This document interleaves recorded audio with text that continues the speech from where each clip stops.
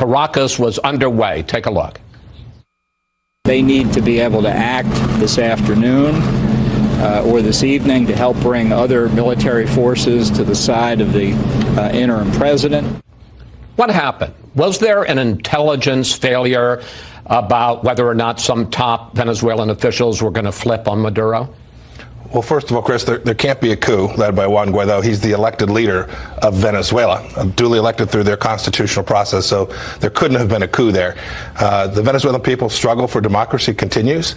We've made very clear that Maduro must leave. There's no way you can have free and fair elections with Maduro still inside of that country.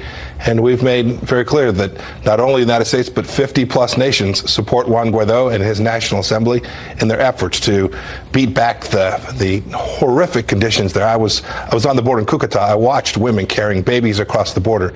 They didn't want to leave their country. They were having to make decisions about whether they could feed their baby on the second day or the third day. Their sick children didn't have medicine, all of which was sitting in Colombia, and Maduro has denied them. So our effort is to ensure ousting, coup, whatever. Why didn't it happen? Maduro is still in power. He is. These things sometimes take time. And why did we think it was going to happen on Tuesday and it didn't happen? We know it's going to happen. But I don't mean to press Chris, I'm not going to talk about all the various conversations that have taken place. We continue to work with leaders down there. The Lima Group continues to work with leaders on the ground. The Organization of American States continues to work with leaders on the ground. If you think about where this country was 90 days ago, the Venezuelan people should be very proud. They're much closer to having democracy restored and having their country back on the right track than they were 90 days ago. For weeks, you and Bolton have talked about and called out Russian interference in Venezuela. Here you are. They'd love to get effective control of a country in this hemisphere. It's not ideological. It's just good old-fashioned power politics. We've told the Russians and we've told the Cubans that's unacceptable. But Friday, President Trump talked with Russian President Vladimir Putin about Venezuela. Here he is. He is not looking at all to get involved in Venezuela, other than he'd like to see something positive happen for Venezuela.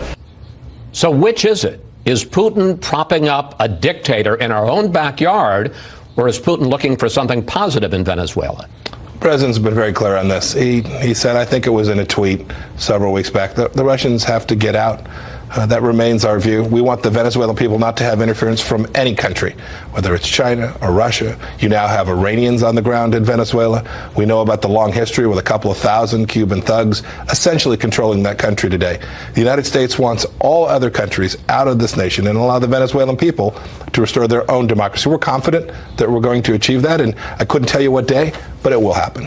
But the president told the American people that Putin said that he didn't want to get involved there. He was looking for something positive. In fact, Russia is very involved. The Wagner Group, private Russian military force in Venezuela. Putin has sent top military and intelligence officials to Venezuela.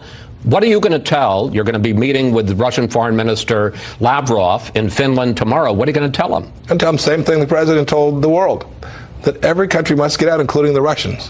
That's what I'll tell them. We don't want anyone messing around with the Venezuelan country. We want them to be an autonomous, independent, sovereign state, democratic elected officials. This is what we desire for the Venezuelan people. That's what I'll talk with him about. I'm then going to travel on to Germany and to the United Kingdom. We're going to work with them to achieve this objective. The Mueller report that came out has completely cleared the president when it comes to